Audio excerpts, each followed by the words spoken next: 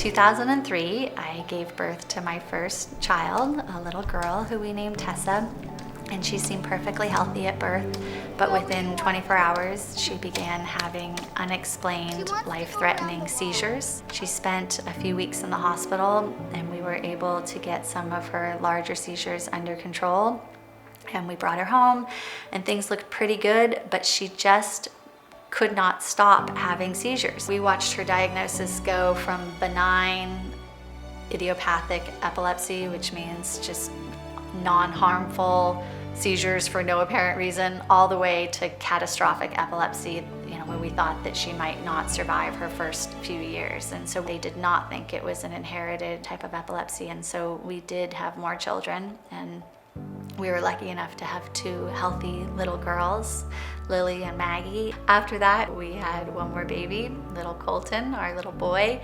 And he too was delivered seemingly healthy. And then within 12 hours, I can remember thinking that something was maybe a little off, but not quite certain. And then within a few hours more, it became apparent that something was really off.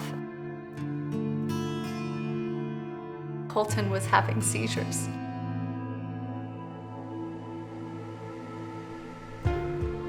We both knew just with that one sentence, Colton is having seizures, that our lives had changed in a massive way.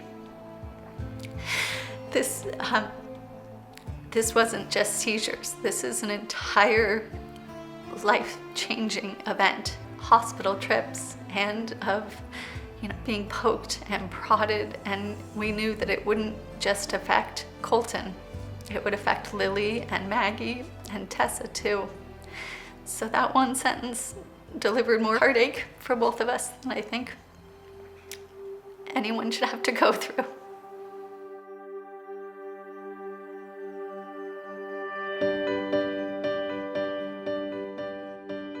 As devastating as Colton's seizures were to our family, it suddenly became a much clearer picture for our medical team. We now had a strong suggestion that this was indeed an inherited genetic epilepsy.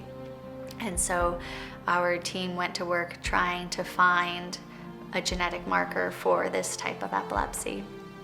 And sure enough, a few months after Colton was born, I got a call from Matthew Bainbridge at Baylor, and he said, "I think we found the gene, and I think there's something to do about it."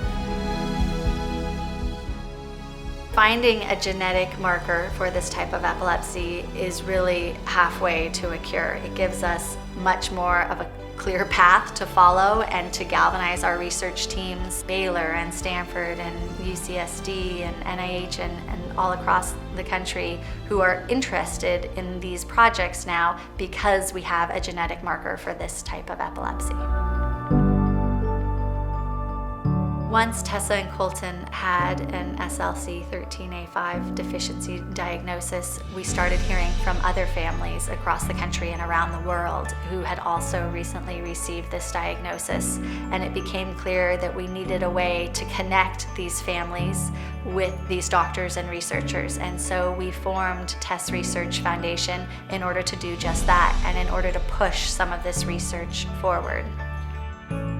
We are funding open and collaborative research at top-notch institutions, and we are trying to listen to these families who have lived this. My daughter has hundreds of seizures a day, and the truth is that there aren't many, if any, adults walking around with hundreds of seizures a day. Her prognosis is not good. What we need are treatments. These kids are sick now. They need better treatments now. The timing is really critical, and we think that science is up to this task, and so we are in a hurry to catch this disease up to modern science.